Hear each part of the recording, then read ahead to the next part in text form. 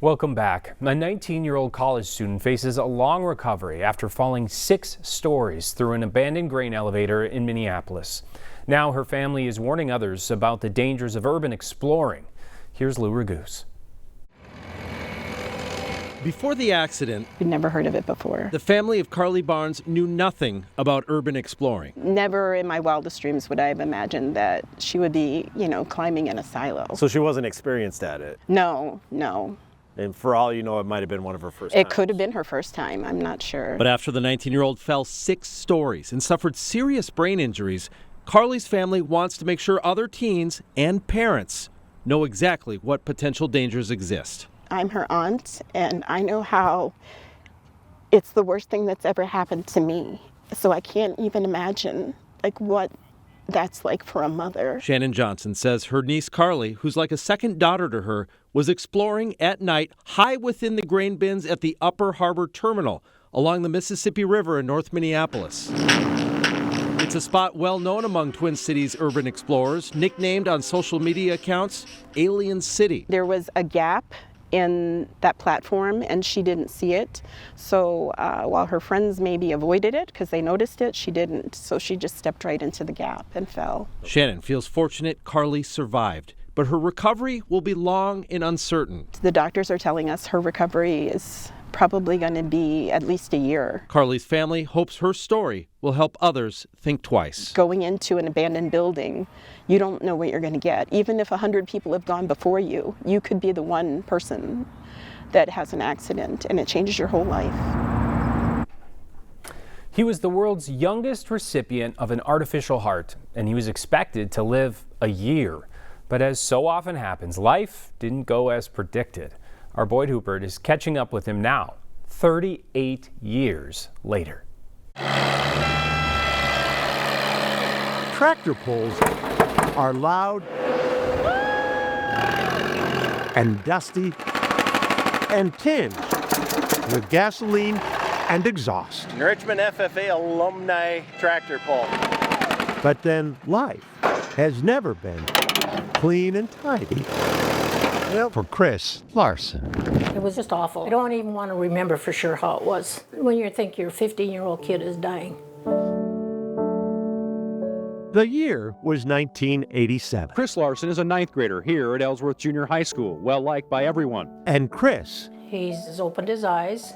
was world news. Larson became the youngest person to ever receive an artificial heart. Abbott Northwestern Hospital and a mechanical heart that kept Chris alive for 25 days after his stroke, when his own heart failed. Boy critical after implant of the Jarvik heart. Precious days until a donor human heart could be found for Chris. This is when they let him go home for one day, but this is Chris in his wheelchair. Freed from the hospital, only one thing Chris wanted to see. And this was his nurse. He wanted to go out and see his tractor. Chris's Alice Chalmers had his heart. And still does. It's the world to him. It's the only thing he's got. All summer long, Chris can be found at tractor pulls. Contests to see which tractor can drag the heaviest weight the farthest. This is the last one of the season. Sally Larson. My name is Mike. And all 3 I'm Susan. of her older kids I'm Stacy. are here to support their brother. We're just happy that he's happy. But in truth, He's gone through a lot. everyone here is Chris's family. You want these off? Yeah. Other pullers help Chris take off weight Bye. and put it back on. Sure, the hot dog. Hot dog with what on? You wouldn't be able to do this if you didn't have all you friends. You can have Lonnie help you.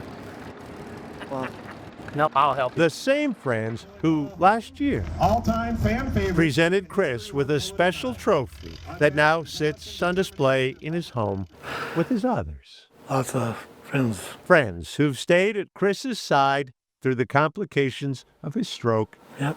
through a bout with cancer, and now Monday, Wednesday, and Friday. failing kidneys. We've gotten to know each other very well. Selena Malika, Chris's dialysis nurse, gets the weekend highlights every Monday.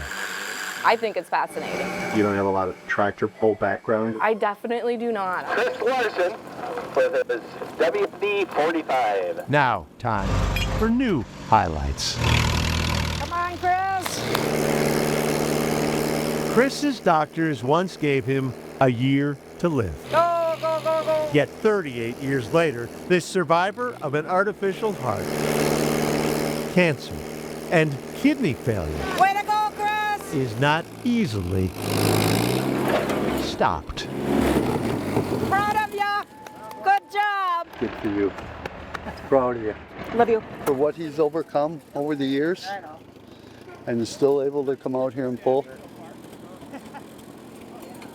Right here.